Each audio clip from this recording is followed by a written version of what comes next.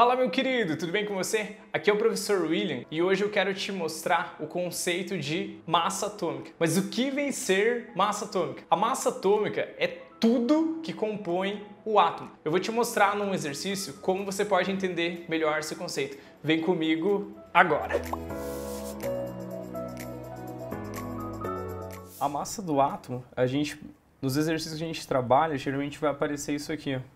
O elemento, o que a gente vai trabalhar, e dois números aqui. Como é que a gente vai saber qual que é a massa, qual que é o número de prótons, elétrons e nêutrons? A primeira coisa que a gente precisa saber é conhecer como que de fato é o átomo. Se a gente lembrar lá do modelo de Rutherford Bohr, você vai ter aqui, no caso, o núcleo, que é a parte que está concentrada aqui pra gente, ó. A gente tem o núcleo. E ao redor do núcleo, a gente tem as camadas eletrônicas aqui. E aqui é onde fica um carinha chamado elétron pra gente. Então, o elétron vai ficar aqui, bem feliz. E daí o que acontece? O elétron está nessa parte aqui, e dentro do núcleo fica concentrado os prótons, os nêutrons, prótons e nêutrons.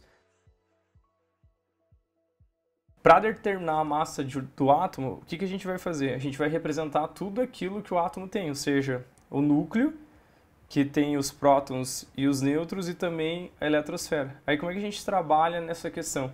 Se a gente fosse colocar aqui, a massa, então a gente representaria assim, ó, a massa vai ser igual a quem? Para a gente, a massa vai ser o número de próton, mais o número de nêutrons, mais o elétron ali pra gente. E daí, no caso, toda essa aqui representa parte do átomo. Mas o que acontece aqui pra gente? Quando a gente vai olhar a massa deles, a gente vai perceber que o elétron, a massa dele é muito desprezível. Por quê? É como se o elétron pra gente fosse o pelo. Imagine você quando retira um pelo ou corta o cabelo, a massa que você perde não é tão significativa. Ou seja, não fala, nossa, emagreci 10 quilos porque eu cortei o cabelo. Então, o elétron pra gente aqui é como se fosse cabelo, pelo pra gente, ou seja, o peso dele é quase insignificante. Para você ter uma ideia de ordem de grandeza, a massa do elétron é em torno de 2.000 vezes menor que do próton. E daí o que a gente acaba fazendo? A gente acaba desconsiderando ele aqui pra gente. E daí quando a gente faz essa consideração, a gente vai ter, por exemplo, que a massa do átomo ele é basicamente o próton e o nêutron. E aí o que acontece? A massa do próton a gente representa pela letra A. Eles poderiam muito bem representar pela letra M para facilitar a vida da gente aqui, mas o que acontece? Eles colocaram a letra A. Aí o que acontece? O número de prótons ele vai ser representado pelo número atômico, aqui, que eles representaram pela letra Z. O que é o número atômico para a gente? O número atômico eu sempre relaciono que é como se fosse a identidade do átomo. Vou colocar aqui, ó. RG do átomo. RG do átomo. Como assim RG? Por exemplo, se a gente for ver, ninguém tem um RG igual, ou impressão digital. Então é como se a gente tivesse, por exemplo, a característica que define realmente um átomo, é o número, quem ele é o número de prótons. Aí a gente vai colocar aqui mais o neutro, aí os caras resolveram colocar um nome coerente e chamaram de N pra gente. Aí o que a gente percebe? Ó? Que a massa do átomo vai ser sempre o quê? O número de prótons mais o número de nêutrons aqui. Como é que a gente agora vai relacionar esse dado que o exercício fornece pra gente? A gente vai pegar, por exemplo, ó, o cálcio lá é 40 e 20. O que acontece? Aqui, se você observar, ó, aqui não aparece nada. Por exemplo, lá na frente a gente vai ver que existe, por exemplo, os íons que podem ter uma quantidade diferente de próton e elétron. Só que o que acontece aqui? Ó? Quando não tem nada aqui, a gente diz que o átomo é neutro.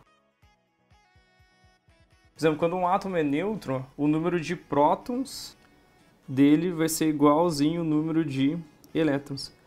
Aí isso aqui é interessante para a gente observar, porque daí a gente consegue já determinar bastante coisa aqui para a gente. Aí o que acontece? Ó? Se o número de próton é igual ao número de elétrons, esse número aqui, por exemplo, tem dois números aqui, 40 e 20.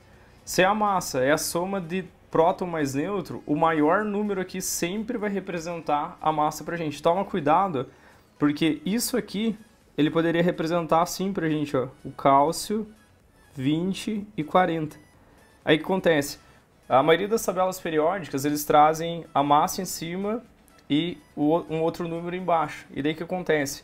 Aqui você daí pega e diz que a massa é 20. Ela nem pode ser 20, por quê? Porque a massa, como ela é um saldo sempre do número de prótons mais o número de nêutrons, não tem como de jeito nenhum você dizer que a massa é menor. Então toma cuidado com isso aqui, porque pode confundir a gente. Então quando a gente olha esses valores aqui, ó, 40 e 20, a gente vê que o quê? A massa do átomo vai ser 40. Por quê? Porque é o maior valor para a gente. E isso aqui, ó, o número menor aqui para a gente representa sempre o número atômico, que esse número vem lá na tabela periódica. E o número atômico aqui para a gente, ó, o Z, ele é a mesma coisa que o número de prótons. Ou seja, por que eles colocaram outra letra? Só para acabar com a vida da gente, ou seja, para a gente se confundir aqui. Mas então o que acontece? A gente sabe que o número atômico é o número de prótons. Se esse é a massa, o outro ali, o número de prótons para a gente vai ser 20.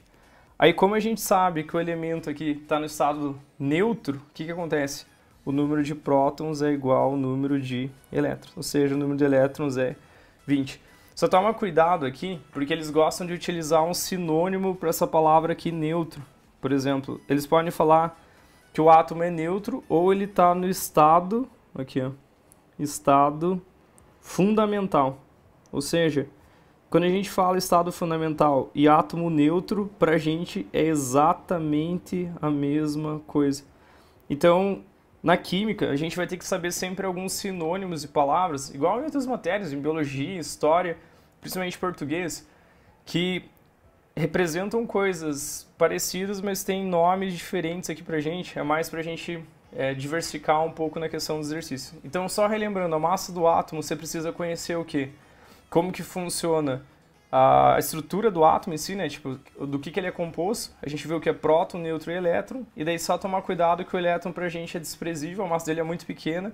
A gente considera só o quê? A massa do átomo, o número de prótons e o nêutrons. E aí lembrando que o próton é o RG do átomo, ou seja, a identidade dele. Se você pegar, por exemplo, o número atômico 12, significa que com certeza todos os elementos que encontrar na natureza que tiver número atômico 12 vai ser sempre o mesmo elemento, que ele pode variar número de massa, número de nêutrons, mas a característica dele não vai mudar em função dessa identidade aqui pra gente. E aí o que acontece? Aí, observando isso aqui, só tomar cuidado com esses valores. Lembra, sempre o maior valor que apresentar aqui pra gente é o valor de massa. Se você ficou com alguma dúvida, deixa seu comentário aqui, que a sua dúvida pode ser o nosso próximo vídeo por aqui.